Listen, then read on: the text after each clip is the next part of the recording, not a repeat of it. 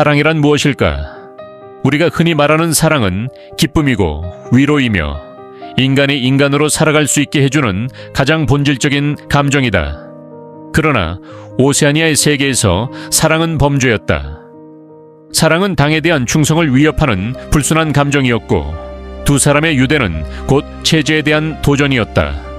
그래서 오세아니아에서는 사랑이 금지되었다. 윈스턴은 줄리아를 만났을 때 처음에는 그것이 함정일지도 모른다고 의심했다. 그녀는 평범해 보였지만 언제나 눈길을 피했고 말수가 적었다. 그러나 어느 날 그녀가 그에게 작은 종이 조각을 건네주었다.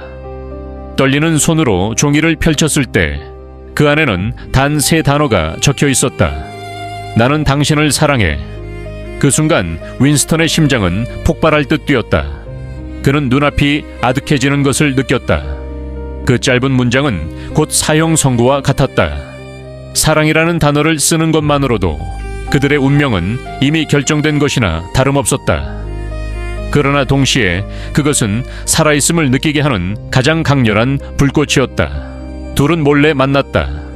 사람들이 드나들지 않는 어두운 골목, 감시의 눈이 닿지 않는 숲속, 낡은 건물의 빈방, 그곳에서만이 그들은 진짜 인간으로 존재할 수 있었다. 서로의 손을 잡고 숨결을 나누며 짧은 순간이나마 자유를 맛보았다. 줄리아는 윈스턴의 귀에 속삭였다. 우리는 이미 죽은 목숨이야.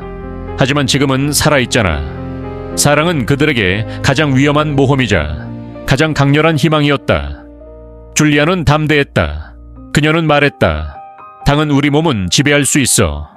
하지만 우리의 마음까지는 완전히 빼앗을 수 없어. 그러나 윈스턴은 속으로 불안해했다. 감시의 눈은 너무나 교묘했고 작은 실수 하나로도 그들의 사랑은 끝날 수 있었다.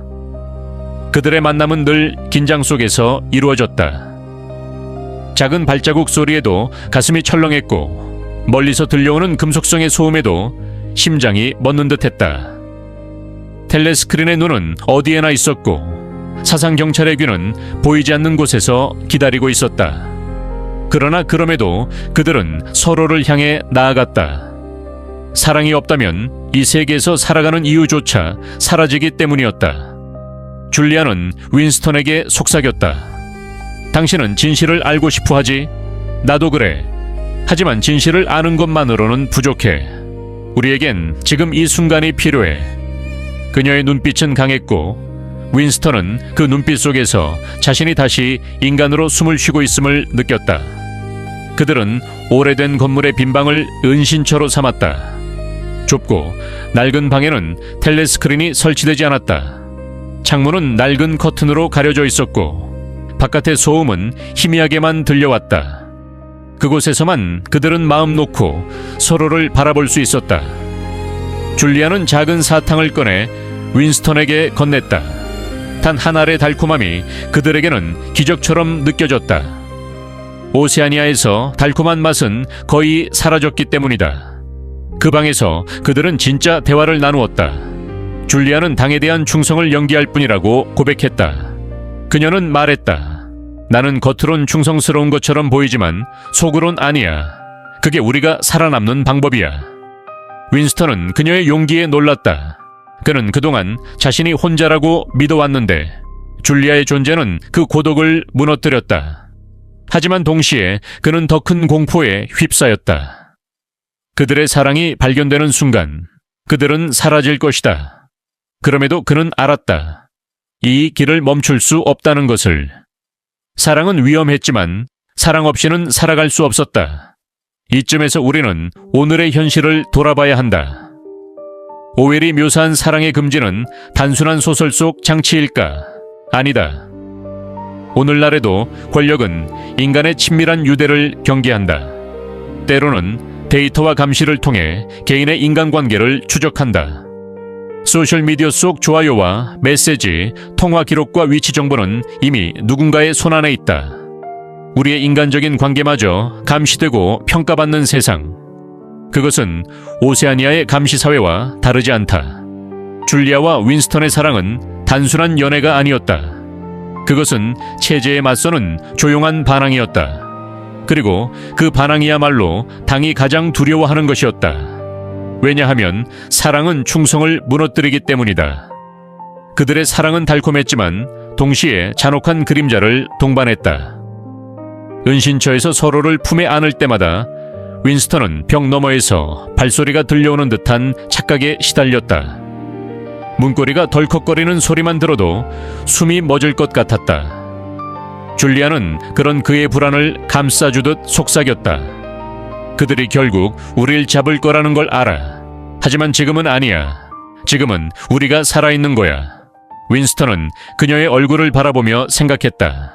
이 순간만큼은 나는 인간이다. 당의 노예가 아니라 살아있는 인간이다.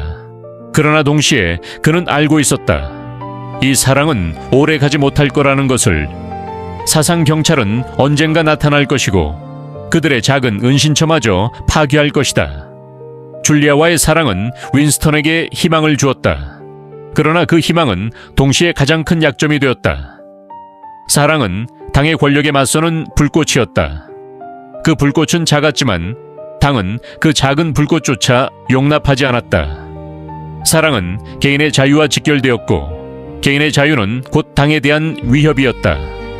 한밤중에 윈스턴은 종종 잠에서 깨어났다. 어둠 속에서 그녀의 숨결을 느끼며 자신에게 속삭였다. 설령 끝이 파멸일지라도 이 순간은 진짜다. 그러나 깊은 곳에서는 이미 알고 있었다.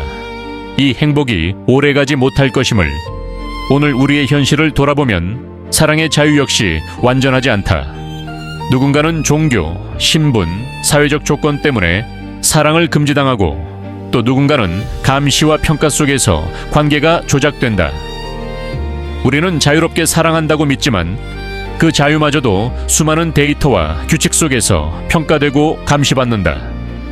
오웰이 경고한 금지된 사랑은 단순한 상상이 아니다. 그것은 이미 우리 곁에서 시작되고 있다. 윈스턴과 줄리아의 사랑은 당의 감시를 잠시 벗어난 듯 보였다. 그러나 그들은 아직 모른다. 이미 보이지 않는 눈은 그들의 일거수일투족을 기록하고 있다는 것을.